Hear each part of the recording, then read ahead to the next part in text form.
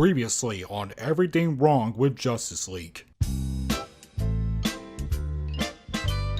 One of these things is not like the others. One of these things doesn't belong. Can you tell which thing is not like the other by the time I finish this song?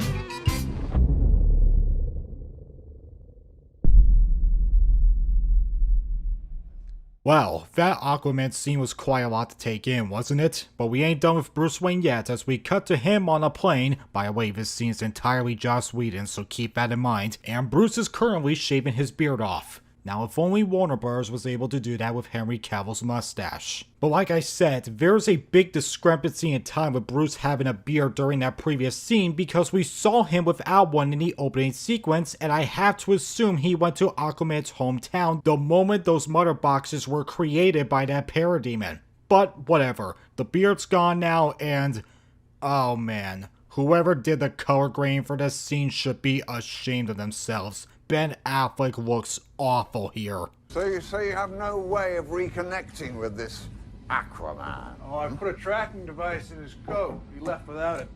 May in fact not have been his coat.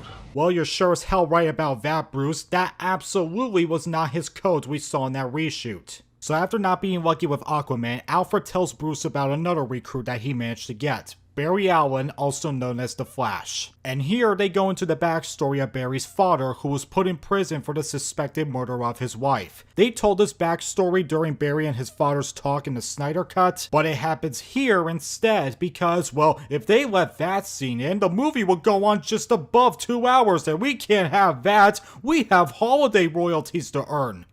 What about Diana? Well, you have her number. You could have called her. Oh, perhaps I should fly to Paris with a handwritten note. Will you be Bruce's teammate? Check yes or no. I think that's one of the only Whedon jokes I actually kind of like in this film. I'm only interested in her skill set. I'm sure you are. And joke ruined. Thank you, Joss. Next, they go into Cyborg, and can I just say, how disrespectful do you have to be towards Snyder's scenes of Cyborg that you would turn them into unrealistic security footage that are obviously shot as a film? This will not be the only time they do this, unfortunately. And here is where we get another error in this movie. Alfred mentions that Victor Stone is dead, and Bruce is taken aback by it. Did you forget that you saw that man come back to life when his father used that mother box back in Batman v Superman? Oh, sorry, I forgot. We're caught in a black hole of a universe, so clearly nothing from the previous events actually matters. One misses the days when one's biggest concerns were exploding wind-up penguins. Ha! I get it. I should probably point this out as well. While all the other characters have gone through some changes in this movie, Batman's character in this version is more or less the same as he is in the Snyder version. Well, when I say they're the same, I mean in terms of his motivation of building a team in the honor of the late Superman. As for his character, not so much. Now we get into the Flash, and while his talk with his father was entirely shot by Snyder, this little opening was done by Whedon. While it does show us the guard notifying Alfred and Bruce about Barry's presence like Alfred said there would be, it's also for Joss Whedon to put in another joke. What, you got a problem? No, there's no problem. Better not be.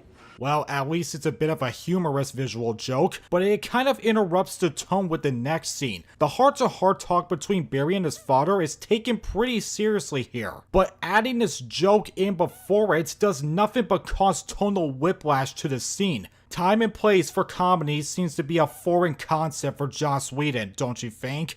While I don't have much to say about this scene as it is simply a condensed Snyder scene with not many errors to point out, besides probably the glass showing Barry's head moving randomly, actually scratch that because just as I was editing this video, I noticed Barry's father has his hand on his face in this shot, but in the previous one it was not on his face at all. Quite an oversight, guys. This moment is clearly supposed to set up an arc for the Flash when his father tells him to make his own future. But that doesn't go anywhere in this cut. Flash is basically a nothing character, besides being comic relief for the rest of the group, and oh my god, I am dreading the moments where I have to talk about that. Now we are into Cyborg's character, but first we are introduced to his father leaving for the night, but not before talking to the janitor for a bit. This shot I have to assume is Whedon's because, well, it looks fake, but I don't get why this was added in. It doesn't really add to anything other than once again telling us that everyone believes Victor is dead, which we already knew. But now we properly get into Cyborg's character.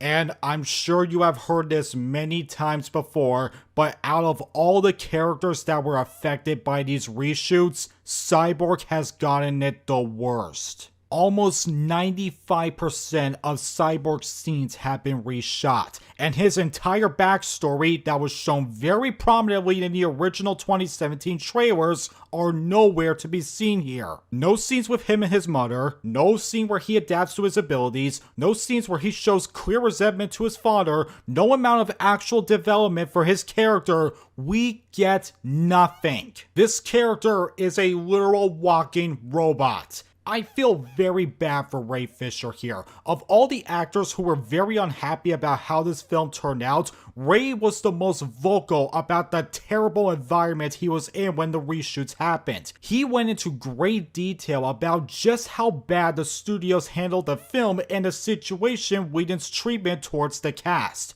And how did the studio respond to his concerns? By writing him out of Ezra Miller's The Flash and halting any progress on the Cyborg film that they promised would get made. All of that because the actor dared to speak out about the working environments at Warner Brothers. What a fucking disservice to an actor that had so much potential. To say the Snyder Cut did the character justice would be an understatement of the century. He really did become the heart of that film. Joss Whedon had every opportunity to find ways to do that with his version, but chose not to. I get he had to cut a lot of fat down, but instead of making scenes that matter to the characters, he went with this garbage instead. Absolute travesty. Okay, well, let's get back on track. So Cyborg is in his home hiding away from everyone because of his changed body. Silas tries to get him to compromise, but to no avail. And rather than showing us Cyborg learning his abilities, they instead go down the route that many lazy writers in Hollywood like to take with a little thing called tell, don't show. In processing, I can access everything, but I can't put it all together. Not yet. But if you worked with me, if we had the change engine... So you can do to someone else what you did to me. And that's all we get. Yeah, wonderful. I'm glad you spent all that time making over 80 pages of rewrites to let us know Cyborg's character very well, Whedon. For them to see the monster. You are not a monster. It's weird that you thought I meant me. Wait, what? Then what monster were you referring to? Doomsday? I'm pretty sure he's long dead. What I did, I lost your mother in that accident.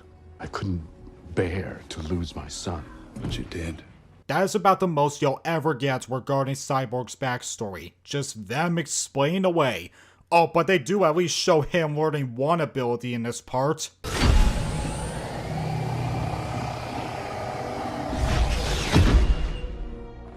Couldn't do that last night. Remember, 80 pages. It seems like they're trying to set up an arc for Victor feeling like a monster with his completely changed body that he has, but much like Flash's arc with his dad, this doesn't go anywhere. So this entire scene, besides introducing to Cyborg, has no purpose. So we cut back to the janitor cleaned up at Star Labs and hold the fuck up. Look at his ID picture. Is that the same one we saw in this reshoot? If you guess no, then congratulations, you have eyes. Anyways, he hears ruckus going on in one of the labs, and when he opens up the curtains to see what's going on, I don't know, because they cut away before we see anything. Way to cheapen the tension, guys. So after all that back and forth between me and Flash, Cyborg, and cutting back to the janitor, now we're focusing on the daughters of Themyscira. All of this is Snyder, except for one thing, and you might already know what that is. Any changes today? No, my queen. The Mother Box has awoken, yet nothing has happened. Daughters, I'm sorry to ask, but what the hell's going on here? There is no explanation what this box is, why it's making noises, why it woke up at all, and why we're supposed to be concerned about it. It has slept for thousands of years, since the first age. Why did it wake at all?